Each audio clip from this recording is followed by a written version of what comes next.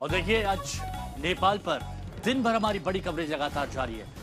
नेपाल की त्रासदी एक ऐसा दर्द दे गई है जिस पर मरहम लगने से रही, या फिर आप ये कह सकते हैं कि उस दर्द के खत्म होने की कहीं पर उम्मीद भी नहीं की जा सकती, क्योंकि ना जाने कितने परिवारों ने अपना सब कुछ इस त्रासदी में खो दिया है। नेपाल जो कल तक प्राकृतिक सौंदर्यता से भरपूर था, आज वहां पर सिर्फ और सिर्फ तबाही का मंजर दिखाई दे रहा है। हमारे सहयोगी वहां पहुंचे और वहां से हर एक तस्वीर उन्होंने पहुंचाई। नेपाल त्रासदी में मरने वालों का देखिए अब आंकड़ा भी बढ़ता जा रहा है और 177 लोगों की मौत अब तक हो चुकी है। 1500 से ज्यादा लोग लापता बताए जा रहे हैं, लेकिन न जाने कितने ऐसे लोग हैं जिनके बारे में अभी तक पता भी नहीं चल पाया है। और जब वो आंकड़ा सामने आएगा तो वो लोगों के मन में और डर पैदा करेगा। 1500 से ज्यादा लोग जिनका कुछ पता नहीं। बहुत सारे लोग ऐसे हैं जो अभी तक इंतजार कर रहे हैं कि उन तक कोई मदद पहुंचाई जाएगी, उन तक कोई राहत पहुंचाई जाएगी। 300 तो भारतीय जिनके लापता होने का दावा किया जा रहा है। ना जाने कितने और ऐसे लोग होंगे जिनके बारे में सिर्फ उनके परिजनों को पता होगा कि वो नेपाल में थे, बाकी किसी को जानकारी ही नहीं है। अभी बहुत से ऐसे लोग सामने आएंगे जो ये दावा करेंगे कि हमारे परिजन, हमारे माँ, हमारे बाप, हमारे भाई बहन, ये सब नेपाल गए थे, लेकिन इनके बारे में कोई जानकारी नहीं मिल पाई। और सबसे दुखद तो तब होता है जब एक जान एक आंकड़ा बन के रह जाती है बाद में।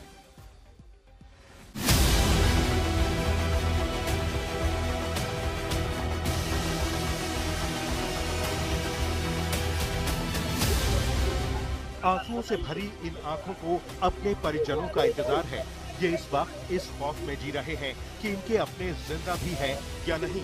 ये नुआकोटा की तस्वीरें हैं जहां अपने परिजनों की खैर खबर लेने लोग पहुंचते हैं।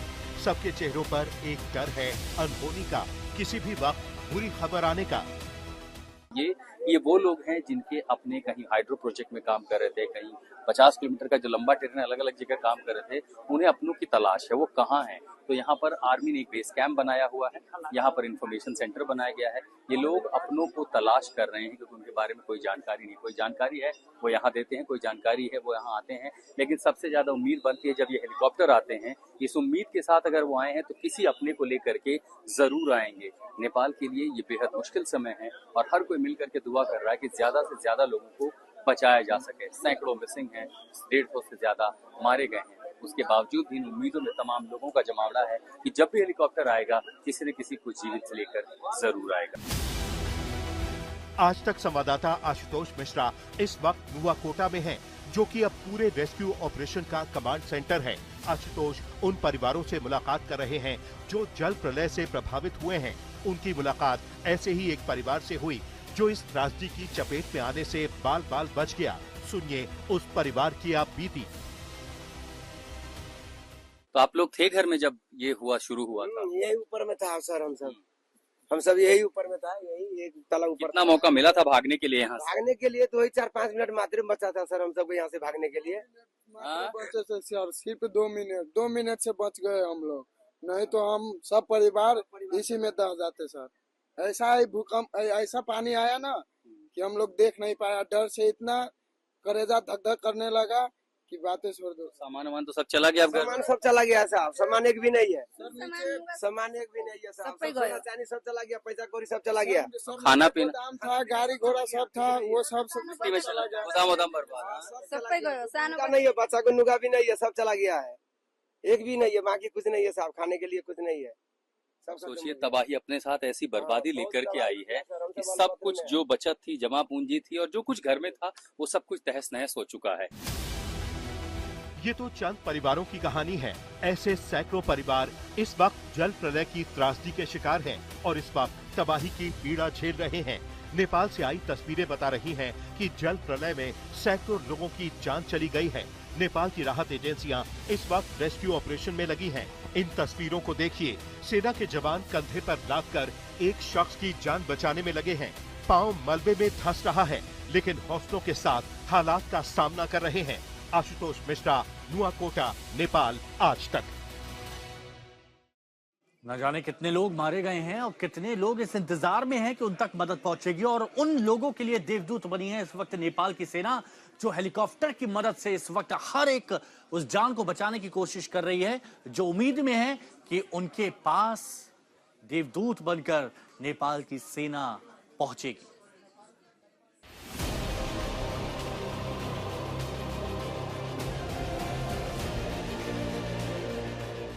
कोई गले तक कीचड़ में फंसा था, कोई जान बचाने के लिए किसी जर्जर छत पर चढ़ा था, कहीं मलबे में मौत से दो दो हाथ करती जिंदगी फंसी थी। नेपाल तबाही की तस्वीरें रोंगटे खड़े करने देने वाली है। नुकसान कितना हुआ उसका आकलन जब होगा तब होगा, लेकिन अभी की जरूरत यह है कि अगर कहीं किसी के भी जिंदा बचे होने की संभावना है तो उस तक मदद पहुंचे।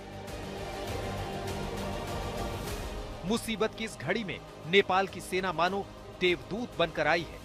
जितने भी संसाधन नेपाली सेना के पास है, सब झोंक दिया है। मकसद सिर्फ इतना कि किसी की जिंदगी बच जाए।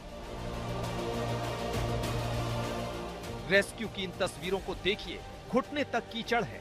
नेपाली सेना के जवान लाइन बनाकर खड़े हैं और एक डरे सहमे शख्स को अपनी पीठ पर लेकर ये जवान निकालने की कोशिश कर रहा है।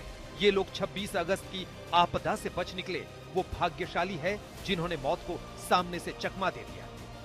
एक और तस्वीर को देखिए, नीचे कीचड़ है, हेलीकॉप्टर लैंड नहीं कर सकता। पहले एक रस्सी नीचे डाली, खुद नीचे उतरे और फिर एक रेस्क्यू कैरियर में शख्स को रखकर एयरलिफ्ट किया।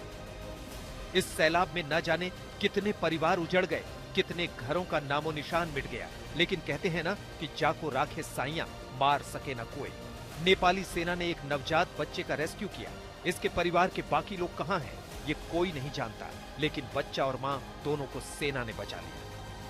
नेपाल में ये अब तक का सबसे मुश्किल ऑपरेशन है और सारा दारोमदार नेपाल की सेना और उसके साथ एयरफोर्स पर है कि वो व्यवस्था क्यों करे, क्योंकि जो रास्ता है वो बहुत मुश्किल है, वहां पहुंचना मुश्किल है। और ऐसे में जितने हेलीकॉप्टर तैनात किए गए, इन सब की प्राथमिकता ये है कि दरअसल रोसोमो से लेकर के आगे के जो इलाके में कहूँगी, जरा आगे की देखिए, यहाँ से 14 से 15 हेलीकॉप्टर जो हैं, जिसमें नेपालिजामी और उसके जो सिविलियन अथॉरिटीज हैं उनको भी शामिल किया गया है। रास्ता खराब है तो कोशिश ये की जा रही है कि मलबे में जितने लोगों को ढूंढा जा सके, या वो लोग जो आसपास उन प्रभावित इलाकों में दिखाई देते हैं, क्योंकि आगे 50 किलोमीटर का पूरा इलाका तबाही से भरा हुआ है। इस त्रासदी से नेपाल में गांव के गांव समतल हो गए हैं। जो इलाके पहले गुलजार रहते थे, वहां अब सिर्फ मलबा है। ये नेपाल के रुसा के बाजार की तस्वीरें हैं। तबाही के बाद का मंजर देखिए। इस आपदा में न जाने कितने घर उजड़ गए, कितने लोग लापता हो गए। पानी निकल जाने के बाद त्रिशूली में सिर्फ मलबा बचा है। इन घरों में रहने वाले कितने लोग बचे होंगे, ये कहा नहीं जा सकता। फ्लैश फ्लड के बाद अब वहां सन्नाटा है। नेपाल में तबाही अचानक आई। जब तक लोग भाग पाते, तब तक पानी सिर के ऊपर से निकल गया। तबाही की खबर लगते ही नेपाली सेना ने रेस्क्यू ऑपरेशन शुरू किया। इन दुर्गम पहाड़ी इलाकों में हेलीकॉप्टर के अलावा और कोई दूसरा माध्यम नहीं है। प्रभावित लोगों तक तेजी से पहुंचने के लिए हवाई मार्ग का ही विकल्प है। नेपाली सेना और वहां की एयरफोर्स ने पूरी ताकत झोंक दी है। अभी मैंने देखा कि यहाँ पर सबसे बड़ा जो जहां मैं हूँ इस समय बड़ा air operation command control room बनाया गया है।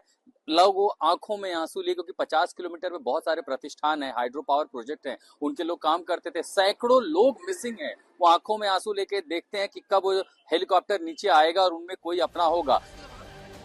इस आपदा में सबसे बड़ी चुनौती लोगों को खोजना है, क्योंकि तबाही की वजह से पूरा इंफ्रास्ट्रक्चर भी ध्वस्त हो गया है। सैकड़ों लोग पूरी तरह से डिस्कनेक्ट हो गए हैं। तबाही की वजह से कई इलाकों का परिवहन और संचार ढांचा भी बुरी तरह प्रभावित हुआ है। सरकारी आंकड़ों के अनुसार 35 पुल और 45 सस्पेंशन ब्रिज बह गए। नेशनल हाईवे का 40 किलोमीटर लंबा स्ट्रेच बह गया। काठमांडू से पंकज दास के साथ आशुतोष मिश्रा, नुवाकोट, नेपाल आज तक। देखिए, पानी का जो बहाव था वो थम गया। जो आपदा आई थी वो यहाँ पर थम चुकी है, लेकिन उसके बाद अब हर जगह सिर्फ बर्बादी की तस्वीरें हैं। कई लोगों के शव मिल रहे हैं, कहीं पर सब कुछ बर्बाद दिखाई दे रहा है। और इस महातबाही से जुड़ी 10 तस्वीरें हम आपको दिखाते हैं। उन 10 तस्वीरों को आप देखेंगे तो आप अनुमान लगा पाएंगे कि ये तबाही कितनी विकराल थी।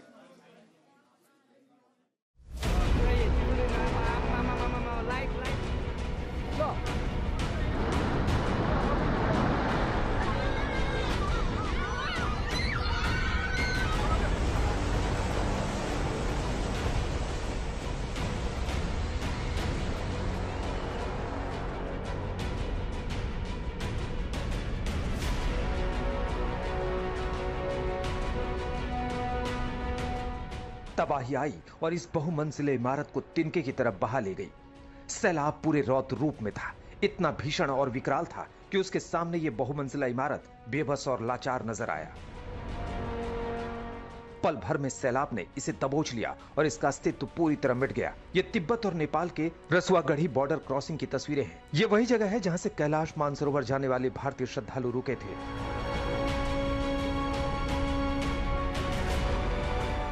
अब ये दूसरी तस्वीर देखिए। तिब्बत और नेपाल बॉर्डर पर जब तबाही ने अचानक दस्तक दी, तब वहां बड़ी संख्या में लोग मौजूद थे। मौत सामने आता देख लोग भागने लगे। जो जहां था वहां से भागा, लेकिन कुदरत के इस क्रोध के आगे किसी की नहीं चली। जो बसें पार्किंग में खड़ी थी वो इस सैलाब में समा गई।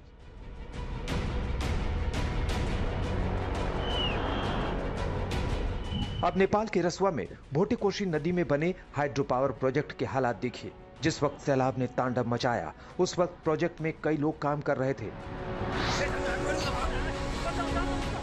मौत सामने आता देख वो भागे। चीख चिल्लाहट सुनकर वो दौड़े। वहां जेसीबी खड़ी थी, गाड़ी भी मौजूद थी, लेकिन इन तूफानी लहरों ने सब कुछ एक पल में खत्म कर दिया।